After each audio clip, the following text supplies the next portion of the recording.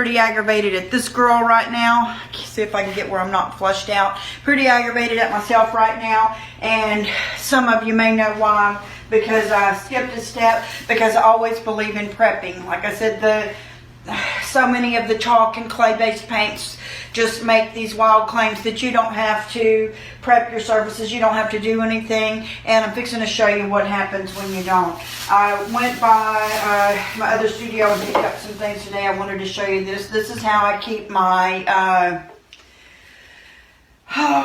my top coats, just in an old and you can see my sponge in there, and I've got some in there. That way I can just pick that back up and use it.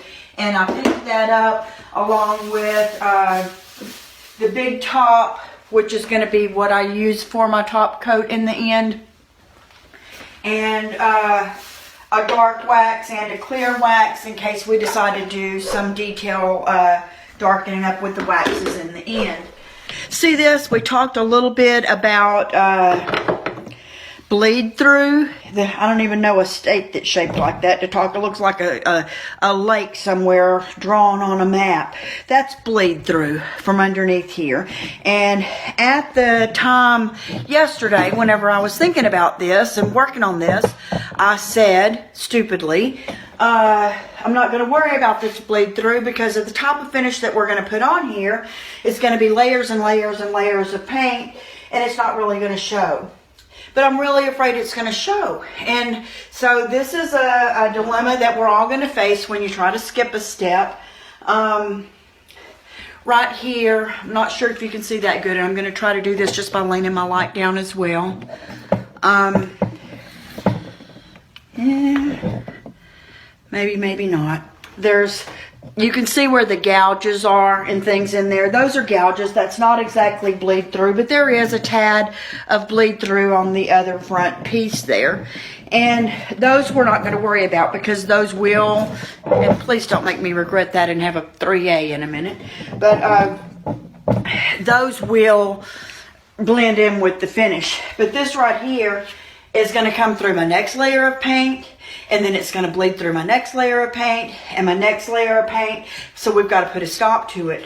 And the way that you put a stop to it is by priming to begin with I can't think of the word, a shellac based primer. And that blocks this and doesn't let it come through. Well, they didn't have any at Sherwin-Williams. I didn't have any in my other studio. They didn't have any at Walmart.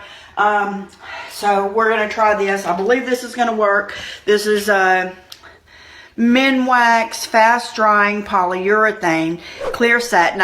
They had another one that I thought might have worked better, but it was in a gloss, which would have then given me another problem because the gloss would have made it hard for my next layers of paint to adhere. So the 2A of this is, I'm going to take another good brush. This is the Dixie Belle Mini, which is probably my favorite of the Dixie Belle brushes. It's very similar to the Purdy with the angle that I used for so many years from Sherwin-Williams. And I'm going to put a coat of this on the top of here.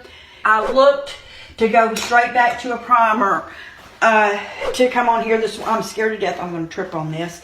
To go on here, and they didn't have a primer that had what I needed either, and then they only had white ones and the ones that I thought would work. I wanted something clear, so that's why I went with this, and this is what we're fixing to do. This is, let me whiff it for you. Whew! Not low VOC, not the kind of thing you would normally do in your house, and it's exactly what we're fixing to do right here. And I'm just getting this on here because what I looked for in the ingredients on this was shellac first, but there was no shellac one. Then I looked for oil-based. So this is going to take a while to dry. This is going to, it's not generally what you would want to use inside your house.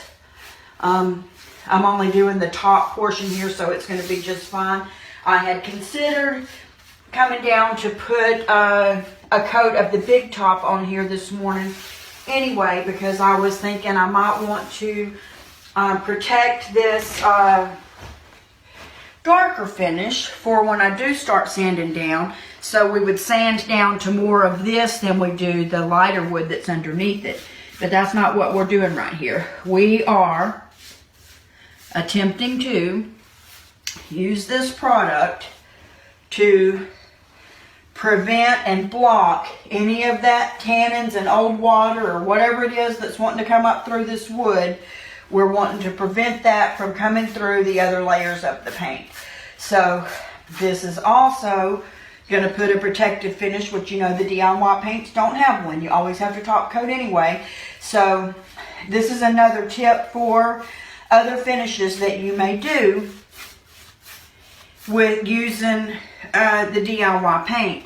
And that is, if you're not wanting to chance reactivating this layer when you spray more water on it, or when you put your next wet layer of paint down on it, then you would use a top coat of some sort, never a wax, because wax is always your last step.